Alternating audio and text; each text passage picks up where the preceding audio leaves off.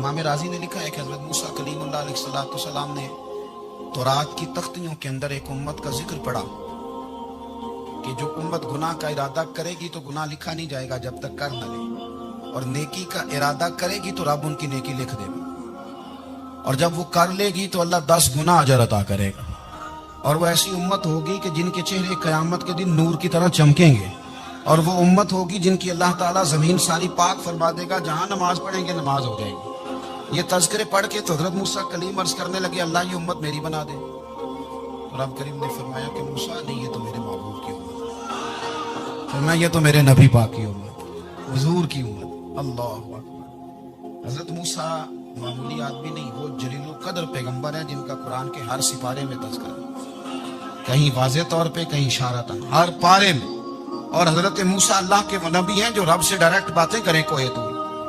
کہا اے موسیٰ یہ امت تو میرے نبی کی ہے۔ حضرت موسیٰ علیہ السلام عرض کرتے ہیں، امام راضی نے لکھا ہے، کہتے ہیں اے اللہ پھر مجھے اپنی نبی کی امت میں شامل کر۔ او یار ہمیں لوگ کہتے ہیں میلاد نہ مناؤ، جس امت میں آنے کے لیے حضرت موسیٰ نے دعا مانگی، جس محبوب کی غلامی کے لیے، ہمیں تو دعا بھی کوئی نہیں مانگنی پڑی، اللہ نے فضل سے ہی مدینے والے کا غلام بنا دیا۔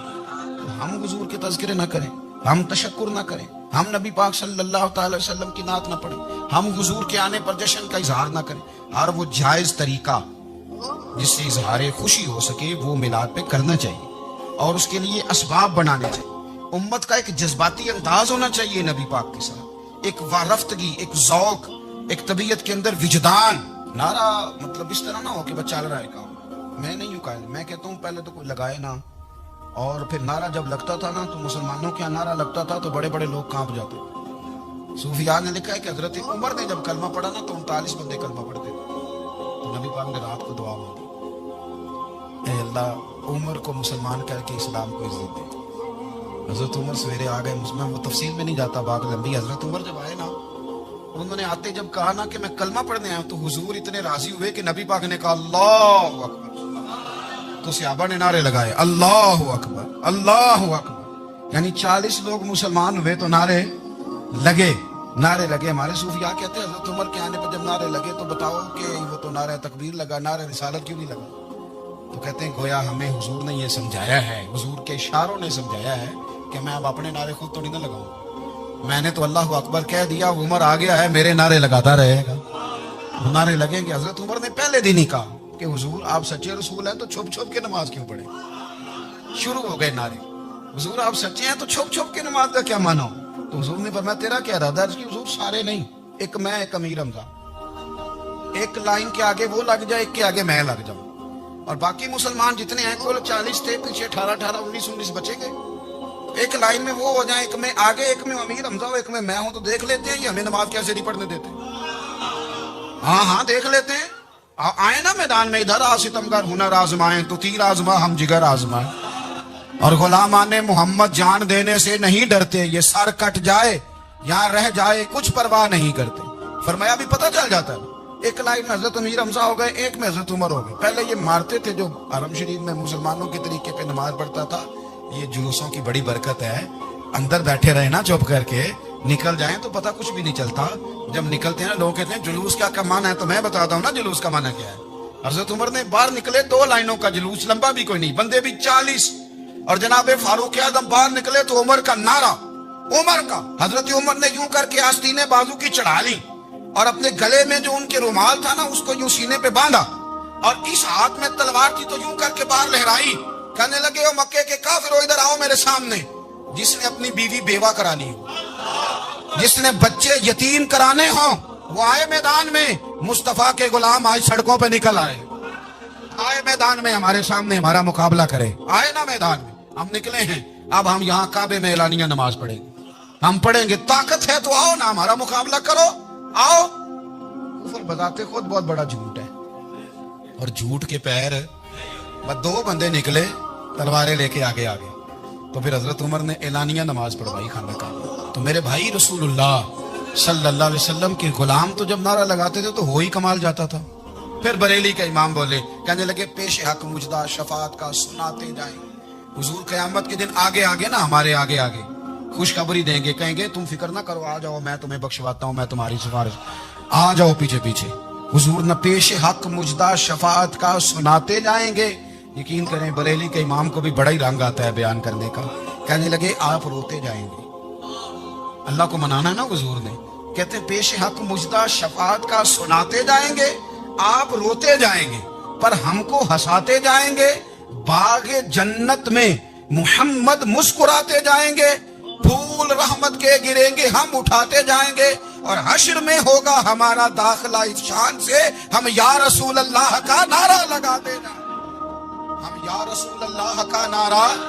इमाम राजी कहते हैं हुजूर ने एक रुका पकड़ा छोटा सा, एक बंदे को लोग दोज़ख में लेके जा रहे हैं। अच्छा मुझे एक बात बताओ, फैसला पहले हो गया है, अल्लाह के सामने हुआ है और फैसला हो गया और तय हो गया कि दोज़ख में जाना है। वो करीब पहुंच गए दोज़ख के, तो हुजूर ने देख लिया और बताया किसने? हजरत आदम ने। हजरत आदम कहने लगे हुजूर आपके गुलाम को दोज़ख में ले जा रहे हैं। नबी पाक आगे गए, क्या पढ़ते हैं हमारे भाई? हुजूर ने मुझे उनसे छुड़ा के छोड़ दिया। नबी पाक सल्लल्लाहु अलैहि वसल्लम आगे गए, इधर आओ, कहां लेके जा रहे हो? अल्लाह के सामने फैसला हुआ। फरिश्तों ने किया है ना, फरिश्ते को किसी से बदध्यानती तो नहीं ना करते। फरिश्तों ने जो किया ठीक किया है ना।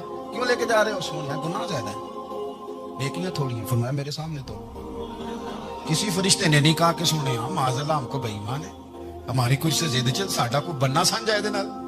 भाई मेरा मतलब है सही तोला है, फैसला है, दोबारा तोलो। गोया रब भी फरमाता है जैसे मेरा महबूब कहता है वैसे ही। और कोई नहीं, दोबारा तोल लो, कोई हर्ज नहीं, तोलो ना दोबारा।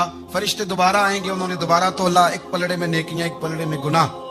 अब वो गुनाह फिर ज्यादा निकले तो नबी पाक ने ना जेब से इतना सा रुका निकाला। रुके का भी कोई वजन होता है। वो हुजूर ने नेकियों के पलड़े में रख दिया, नेकियां बढ़ गई। फरिश्ते भी चुप कर गए। चलो भाई जन्नत में। मेरी तरह का था ना पता सारा है सरदार को कर दिया। पता तो था ना उसे, मन आनू के मन दानू। तो सीधा हुजूर के कदमों से जा लगा। कहने लगा सोनिया मैं तो सारी जिंदगी गुनाह करता रहा, ये कौन सी नेकी है? तो हुजूर फरमाने लगे चुप कर, जन्नत का दरवाजा खोल गया। तो जा जन्नत में। हुजूर रुके में क्या है? फरमाया तूने एक दिन दरूद और सलाम नहीं पढ़ा था, मैंने तेरा संभाल के रखा हुआ तेरा दरूद शरीफ। वो नारे रिसालत भी तूने लगाए थे, वो तो खोल के मेरे तज़किरे मैंने तेरा संभाल लिया। दोज़ख में मैं तो क्या मेरा साया ना जाए, क्योंकि रसूल पाक से देखा ना जाए। मेरे रसूल पाक। और मेरी बात सुनो, मैं भी आपको खाना नहीं खिलाता, लंगर मेरे संगी खिलाते हैं, मेरे दोस्त आपको खाना पेश करते हैं। हर जगह आप जाते हैं तो वहाँ कुछ लोगों की ड्यूटी होती है। लेकिन तिरमिज़ी शरीफ सियासता की हदीस है, हजरत अनस ने पूछा था हुजूर क़यामत में कहाँ मिलेंगे? फरमाया हौज़े कौसर पे। हुजूर वहाँ अनस पानी पिलाएंगे कि बिलाल पिलाएंगे कि सुहेब पिलाएंगे? फरमाया नहीं, उम्मत प्यासी आएगी तो मैं अपने दस्ते मुबारक से पानी पिलाऊं। हुजूर वहाँ ना मिले तो फरमाया पुल सिरात पे आना, उम्मत गुजरेगी तो मैं रब्बे सल्लीम की दुआएं करूंगा। तो आला हज़रत फरमाते हैं जब हुजूर दुआ करेगा तो डरने की जरूरत क्या है? खुदा की रजा चाहते हैं दो आलम, खुदा चाहता है रजाए मोहम्मद। रजा अब पुल से वज्द करते गुजरी कि है रब्बे सल्लीम दुआए मोहम्मद सल्लल्लाहु। हुजूर वहां मुलाकात ना होगी तो फिर इस हदीस को भी ये हदीस मजबूत कर देगी। हुजूर फरमाने लगे फिर मैज़ान अमल पे आ जाना, उम्मत के अमल तोल रहे होंगे और मैं कामयाबी की दुआएं मांग रहा हूँ। तो जिसके लिए हुजूर दुआ मांगेंगे नाकाम होगा, नाकाम होगा। अपने बच्चों को हुजूर की मोहब्बत सिखाएं, नबी पाक सल्लल्लाहु अलैहि वसल्लम की गुलामी करें। आपका रिश्ता नबी पाक के साथ मजबूत होना चाहिए, आपके ताल्लुकात हुजूर के साथ मजबूत होने चाहिए। और आपने दाएं बाएं नहीं देखना कि प्रोपेगेंडा क्या है, लोग क्या कह रहे हैं। लोगों को देख के जो लोग रास्ता बनाते हैं वो पीछे रह जाते हैं। आपने ये देखना है कि मेरा हुजूर से निस्बत का ताल्लुक मजबूत है, कोई किधर जा रहा है इससे हमें कोई ताल्लुक। इस वक्त आलमी हालात क्या हैं, कौमी हालात क्या हैं, मुआशी हालात क्या हैं, जर्नलिस्ट क्या कह रहे हैं फलाने के, हमें इससे गरज नहीं है।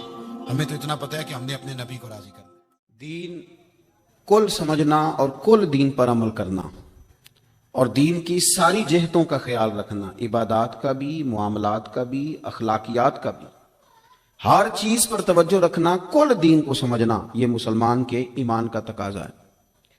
हमारा सारा कुछ नबी पाक सल्लल्लाहु तआला अलैहि वसल्लम के साथ वाबस्ता है। अगर हम अपने दीन से, ईमान से, अपने मामलात से नबी पाक अलैहिस्सलाम के नाम मुबारक को माज़अल्लाह निकाल दें तो हमारे पास कुछ भी नहीं बचता। ये दुनिया सारी खाली हो जाए, अंधेर नगरी हो जाए। सरवरे कायनात सल्लल्लाहु तआला अलैहि वसल्लम के नाम नामी इसमें गिरामी की बरकत से ही सितारों में रोशनी है, फूलों में खुशबू है और कायनात के सारे रंग हुजूर ही का सदका है। अब जाहिर है बंदा मोमिन जब ये समझ गया है कि सारा कुछ हुजूर की ज़ात है, اور سارا کچھ نبی کریم علیہ السلام کی ذات سے وابستہ ہے، تو اب اسے پتہ ہونا چاہیے نا کہ حضور راضی کیسے ہوتے ہیں. اسے خبر ہونی چاہیے کہ نبی پاک علیہ السلام کی رضا کس بات میں. سب سے پہلے یہ سمجھ لیں کہ حضور نے فرمایا نماز میری آنکھوں کی ٹھنڈک ہے.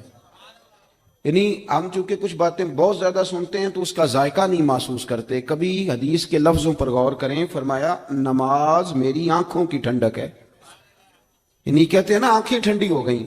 تو حضور فرماتے ہیں جب تو سجدہ کرتا ہے نا میرے امتی، جب تو نماز پڑھتا ہے، رکوع قیام سجود کرتا ہے، تو تیرے نبی کی آنکھیں ٹھنڈی ہوتی ہیں. یہ کتنا بڑا رضا والا کام ہے نبی پاک صلی اللہ علیہ وسلم کی نماز پڑھنا. اور حضور کا اپنا نماز کے ساتھ رشتہ یہ تھا کہ سورج گرہن ہوا تو حضور نے نماز کی نیت باندھ لی، چاند گرہن ہوا تو نماز پڑھنے لگے، تیز بارشیں طوفان کی صورت میں آئیں تو نماز پڑھی، بارش نہیں ہوتی تو نماز پڑھی. حتیٰ کہ جنگوں کے موقع پر بھی میرے نبی پاک نماز کی کثرت فرماتے تھے. ہر موقع پر نماز کی طرف توجہ. نماز حضور کی چاہت ہے، آنکھوں کی ٹھنڈک ہے. وہ کس طرح کو امتی ہے جو یہ نہ چاہے گا کہ میرے نبی کی آنکھیں ٹھنڈی ہوں. آپ نماز پڑھیں، نماز میں آپ توجہ کریں. دوسرا، رسول پاک صلی اللہ تعالی علیہ وسلم راضی ہوتے ہیں جب کوئی دین پہ چلتا ہے، جب کوئی دین پہ عمل کرتا ہے. میں نے چونکہ کچھ باتیں عرض کرنی ہیں، یہ میرا عنوان ہے، تو میں کچھ چیزیں ایسی ہیں جن کا پتہ ہے بس اشارہ کر کے گزرنا ہے. حضرت امیر حمزہ رضی اللہ تعالیٰ عنہ کو جب پتہ چلا کہ ابو جہل نے معاذ اللہ حضور کے سر اقدس پر ڈنڈا مارا ہے، تکلیف دی ہے، تو جناب امیر حمزہ نے بھی جا کے ابو جہل کے سر پہ ڈنڈا مارا، سر پھوڑ دیا. آ کے حضور کی بارگاہ میں عرض کرنے لگے کیا محبوب علیہ السلام میرے پیارے بھتیجے راضی ہو جائیں، میں نے بدلہ لے لیا ہے، ابو جہل کا سر میں نے زیادہ پھوڑ دیا ہے. تو حضور نے فرمایا چچا میں ابو جہل کا سر پھوڑنے سے تو خوش نہیں نہ ہوتا. تو اے محبوب آپ کیسے خوش ہوتے ہیں؟ فرمایا آپ میرے دین کا کلمہ پڑھ جائیں، مسلمان ہو جائیں، میں خوش ہو جاؤں گا. تو ہم چیزوں کو سمجھتے نہیں. دین پر جب کوئی بندہ آتا ہے، دین پہ عمل کرتا ہے، ہماری تو تڑپ ہونی چاہیے نا. لیکن نا حضور کی خواہش ہے لوگ مومن ہو جائیں. وحشی حضرت امیر حمزہ کا قاتل آ کے عرض کرتا ہے حضور اگر میں کلمہ پڑھ لوں تو معافی ہے. فرمایا آ صحیح، دین قبول کر، تیرے لیے بھی معافی ہے. میرے بھائی جو دین پہ آئے، دین پر عمل کرے، اس سے حضور خوش ہوتے ہیں. جھنڈیاں لگانا بڑا کام ہے، یہ کمکمے سجانا بڑا کام ہے، نعرے لگانا بڑا کام ہے، اس میں بڑی سعادت ہے. لیکن سمجھ لینا کہ یہ تو ہم پھول بوٹے لگا رہے ہیں دین کے کام میں. جو بنیاد ہے وہ تو دین قبول کرنا ہے، جو اساس ہے وہ تو دین پہ عمل کرنا ہے. اب آپ تیسری بات سنیں، حضور کس بات سے راضی ہوتے ہیں؟ توجہ ہے آپ کی میری بات پر؟ ہمارے ہاں نا جب کسی کا والد فوت ہو جاتا ہے نا، جو بچہ یتیم ہو جاتا ہے، تھوڑے دنوں تک لوگوں کی ہمدردیاں اس کے ساتھ رہتی ہیں. پتر میں تیرے ساتھ ہوں، فکر نہ کرنا. روز آتے ہیں، چوتھے دن آتے ہیں، میں جناب خادم ہوا، فکر نہ کرنا پتر میں حاضر ہوں. پھر جب 15-20 دن گزرتے ہیں تو پھر کہتے ہو نہیں بڑا کچھ چھوڑ کے گیا ان کا ابا. ایسے تھوڑی بات ہے، اس نے کمائی کی سنبھالے ہوئے پیسے ان لوگوں نے. پھر تھوڑے سے 6 ماہ گزر جاتے ہیں تو پھر کمزوریاں نظر آتی ہیں یتیموں میں. پھر لوگ کہتے ہیں نہیں جی یہ نکمے بڑے ہیں، انہیں کام کرنا چاہیے، ہاتھ پھیلاتے ہیں، عادت پڑ گئی ہے. میں نے دیکھا ہے آہستہ آہستہ سخت ہو گئے. میں نے یتیموں کی یہ کیفیت دیکھی ہے کہ وہ اتنے زیادہ پریشان ہو جاتے ہیں، اتنی آزمائش میں آ جاتے ہیں کہ وہ باقی سارے لوگوں سے نفرت کرنے لگتے ہیں. کہاں گئے وہ کل جو کل والے دن آ کے کہہ رہے تھے مجھے بتاؤ میں روٹی پکاتا ہوں؟ 10ویں میں مجھے یاد کرنا بھول گیا انہیں سارا کچھ. وہ جس نگاہ سے اپنے بچے کو دیکھتے ہیں اس نگاہ سے دیکھتے ہی نہیں. سخت گیر ہو جاتے ہیں وہ لوگ جب ان کے سروں سے سایہ اٹھتا ہے اور ان کے اپنے ان کے قریب نہیں جاتے. آؤ نا، یہ نبی پاک کو راضی کرنے والا کام ہے. میرے رسول پاک نے فرمایا میں اور یتیم کی پرورش کرنے والا. اگر کبھی آپ ان جملوں پہ غور کر لیں تو مزہ آ جائے. حضور نے فرمایا میں اور یتیم کی پرورش کرنے والا، کفالت کرنے والا اس طرح جڑ کے جنت میں جائیں گے جس طرح میری 2 انگلیاں جڑی ہوئی ہیں. اتنا زیادہ حضور راضی ہیں، اتنا قرب ملے گا. 2 انگلیوں کی طرح جڑ کے حضور کے ساتھ جنت میں جائے گا. وہ اپنے پرائے کا غم کھانے والا، مرادیں غریبوں کی بر لانے والا، مصیبت میں غیروں کے کام آنے والا. میرے عزیز نبی پاک صلی اللہ تعالی علیہ وسلم نے کہا تم نہ عشق شوئی کرو. چوتھا کام کیا ہے حضور کو راضی کرنے والا؟ سبق بھولتا نہیں جا رہا آپ کو. پہلا کیا بتایا ہے؟ اللہ تو ہم خوش رکھے 4-5 بندے ہم یاد ہیں ماشاءاللہ. نماز پہلا کام. دوسرا جی دین پہ عمل کرنا، تیسرا جی یتیم کے ساتھ، او ماشاءاللہ جی اتنی اچھی کلاس مل گئی ہے، آپ کو تو سبق یاد ہو رہا ہے۔ اب چوتھی بات سنیں، آپ نے بڑا سنا ہے بیٹیوں کے بارے میں ہمارے رویے بڑے میٹھے ہیں، بڑے اچھے ہیں، بیٹی او جی تی آ گئی سی بوئے تھے، یہ ساری باتیں بڑی خیر کی، بڑی خیر کی، پر ناراض نہ ہونا، بیٹی کو نا پیار بھی دیتے ہیں، بیٹی کے نام پہ روتے بھی ہیں، بڑا کچھ کرتے ہیں، پر بیٹیوں کو حصہ نہیں دیتے۔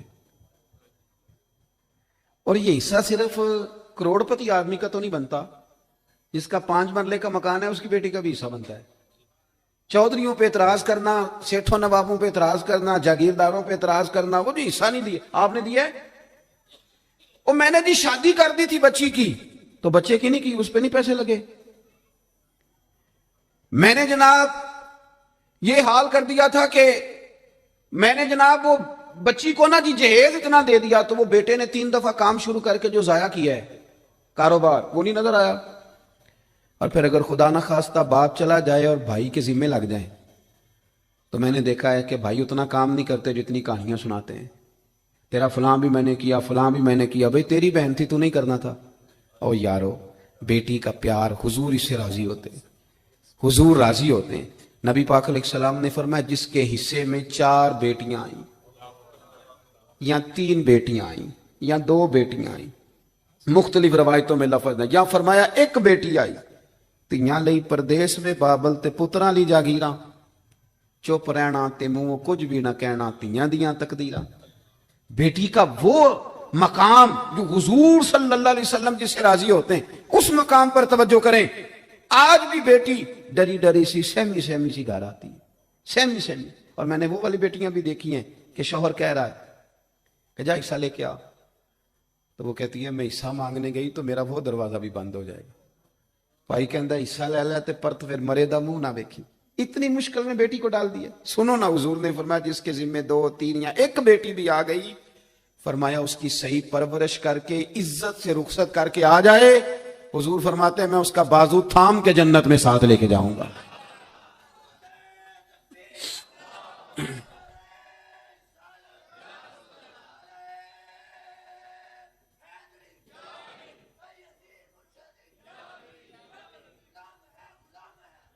میرے عزیز، آپ یہ وہ کام ہے جو ہمیں حضور کے قریب لے جائیں گے، یہ وہ کام ہے جو ہمیں نبی پاک کے پاس لے جائیں گے، حضور کی بارگاہ تک لے جائیں گے۔ پھر جو حضور سے پیار کرے، جو نبی کریم سے محبت کرے، محبوب فرماتے ہیں جس نے مجھ سے محبت کی نا، لیکن محبت نہ نیری ناروں والی نہ کرے، وہ اس کا عشق رسول صرف محفل والے دن ہی نہ ہو، جب دکان پہ بیٹھے پھر بھی عاشق رسول ہی ہو، جب وہ لین دین کرے تو پھر بھی عاشق رسول ہی ہو، جب وہ لڑائی کا وقت آئے تو اسے پتا چلے کہ میں معمولی نہیں، میں عاشق رسول ہوں، میں نے بولنا بھی تمیز کے ساتھ ہے۔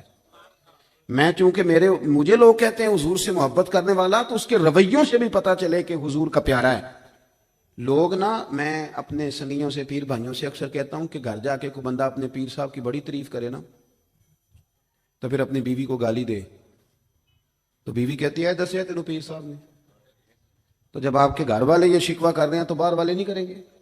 آپ کا عملی انداز بھی تو ہو نا حضور سے محبت کا، عملی انداز، یعنی آپ کے لہجوں سے محبت ٹپکے، آپ کے انداز سے پیار ٹپکے۔ حضور نے فرمایا جو بندہ مجھ سے پیار کرے گا نا، فَكَانَ مَعِيَ فِي الْجَنَّةِ، وہ جنت میں بھی میرے ساتھ ہی ہوگا۔ محبت مصطفیٰ ایمان کی جان ہے۔ آگے بڑھیے، چھٹی بات، جو حضور کو راضی کرنا چاہے وہ درود پاک زیادہ پڑھے۔ یہ جو درود شریف ہے نا، جو لوگ کہتے ہیں نا میری طبیعت کڑوی کڑوی سی رہتی ہے، پتہ نہیں تلخ رہتا ہوں، دل نہیں لگتا، وہ دوائی بھی تو کھاتے ہیں نا پابندی کے ساتھ، بلڈ پریشر بھی تو چیک کرتے ہیں نا پابندی کے ساتھ، مشورہ دیتے ہیں نا ڈاکٹر کہ بلڈ پریشر چیک کرنا، چوتھے دن شوگر چیک کرنا، یہ ساری مصیبتیں بھی تو کرتے ہیں نا۔ تو جو کہتے ہیں نا پریشان رہتا ہوں، وہ کچھ دن نا پابندی سے درود شریف بھی پڑھ کے دیکھے۔ ادھر دیکھو میں کیا کہنے لگا ہوں، درود پاک پڑھنے والے بندے کے نا چاروں جانب رحمت ہی رحمت آ جاتی ہے۔ نہیں، مجھے پتہ ہے نا کہ آپ کی توجہ کس بات پہ ہے، آپ زیادہ توجہ کریں گے تو بات کا لطف زیادہ آئے گا۔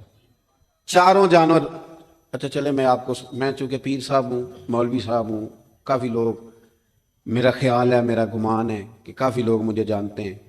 گمان ہو جاتا ہے نا جب گاڑی کے پیچھے لوگ بھاگتے ہیں تو بندے کو بڑی غلط فہمیاں ہوتی ہیں. حالانکہ ڈرنا ہی زیادہ بہتر ہے, ڈرنا ہی زیادہ بہتر ہے. اللہ تبارک و تعالیٰ اپنی خفیہ تدبیر میں جب فیصلہ کرے تو رحمت والا فیصلہ کرے, اور اللہ ہماری پردہ پوشی کرے. یہ بندے کو غلط فہمیاں ہو جاتی ہیں نا. آپ کبھی پروٹوکول والے بندے دیکھیں نا, پروٹوکول والے 2 گاڑیاں آگے 2 گاڑیاں پیچھے, اور ادھر بھی بندے بھاگ رہے ہیں ادھر بھی بندے بھاگ رہے ہیں. چلیں جو بھاگ رہے ہیں ان کا تو مجھے نہیں پتا, پر جو اندر بیٹھا اسے مزہ بڑا آتا ہے. وہ میری گڈی مگر پہ پج دیں. یہ مطلب حالانکہ یہ مقام لطف لینے کا نہیں, یہ ڈرنے کا مقام ہے, یہ خوف کا مقام ہے. آپ پروٹوکول دیکھیں کبھی, پروٹوکول. آپ کے سیاستدانوں کو اتنا زیادہ پیار نہیں پاکستان سے, الا ماشاءاللہ. وہ تو یہاں آئیں نہ موج کریں باہر ہی, وہ تو اس لیے آتے ہیں کہ وہاں ان کی گاڑی کے پیچھے کوئی نہیں بھاگتا. یہ مزہ لینے آتے ہیں, نعرہ کوئی نہیں لگاتا تگڑا کر کے. وہاں خود اکیلے سڑکیں پار کرنی پڑتی, وہاں خود دوڑ دھوپ کرنی پڑتی ہے. یہ مزہ جو ہے نا یہ کھینچ کے یہاں لاتا ہے. او بھائی چاروں جانب کارکن ہو, مرید شاگرد دونوں تو بڑا مزہ آتا ہے, اور اگر چاروں جانب خدا کی رحمت ہو تو, چاروں جانب رحمت ہو تو کیسے ہو. حضور نے وعدہ فرمایا تو 1 بار درود پڑھ اللہ 10 رحمتیں نازل کرے گا, اور تو 10 بار درود پڑھ اللہ 100 رحمت نازل کرے گا, اور فرمایا تو 100 بار درود پڑھ رب تیری پیشانی پہ لکھ دے گا کہ یہ بندہ منافقت سے بھی بری ہے, جہنم کی آگ سے بھی بری ہے. تو آپ کے تو دائیں بائیں رحمت ہوگی, رحمت میں نہا جائیں گے. شرط یہ ہے کہ حضور پہ درود پڑھیں. اور نبی پاک علیہ السلام نے فرمایا قیامت کے دن میرے زیادہ قریب وہ بیٹھے گا جو زیادہ درود پڑھنے والا ہوگا. 7ویں بات, نعت شریف پڑھنے والے سے, تعریف کرنے والے سے بھی حضور پیار کرتے ہیں. ناراض ہو گیا ہو جو میں نے ٹوٹ جانا ہونی. او خدا کے بندو, نعت بھی آپ نے چند لوگوں کے ذمہ لگا دی ہے. حضور کے تو ہر غلام کو نبی پاک کا نعت خواہ ہونا چاہیے. کتنی باتیں ہم کرتے ہیں. یہ تقریروں کا دور ہے, صرف خطیب ہی تقریریں نہیں کرتے, عام بندہ بھی بڑی تقریریں کرتا ہے. آپ کسی کے بیٹھ جائیں وہ بولنے چولنے کوئی نہیں دیتا. بلکہ بہت سارے بندے تو ایسے ہیں, میں کئی دفعہ دیکھتا ہوں, کہتے ہیں جی قطع کلامی معاف, تے نال ہی گل شروع. اور میں کہ پوچھتے لے سن تینوں معاف کیتا بھی ہے کہ نہیں, پوچھا بھی نہیں اور بات شروع کر دی. قطع کلامی معاف, تو میں نے کہا بندوق کیوں نہیں ساتھ لایا, بندوق دکھا کے کہتا دینی ہے معافی کہ نہیں. یہ کیا فلسفہ ہے آپ کا. آپ آداب مجلس کا خیال کریں, تھوڑی باتیں کریں. زیادہ باتیں کرنے والے آدمی کا وقار ختم ہو جاتا ہے, اس کی وفاداری داؤ پہ لگ جاتی. اور میرے بھائی اتنی جو باتیں کرنی ہیں, اتنی جو کہانیاں سنانی ہیں, اپنے حق میں جو اتنی دلیلیں دینی ہیں, تو بہتر نہیں مدینے والے کی تعریف کرے بندہ. دیکھو نا میرے اعلیٰ حضرت کیا کہتے ہیں سرور کہوں کہ مالک مولا کہوں تجھے, باغ خلیل کا گلے زیبا کہوں تجھے, تیرے تو وصف عیب تناہی سے ہیں بری, ہے راہ میرے شاہ میں کیا کیا کہوں تجھے.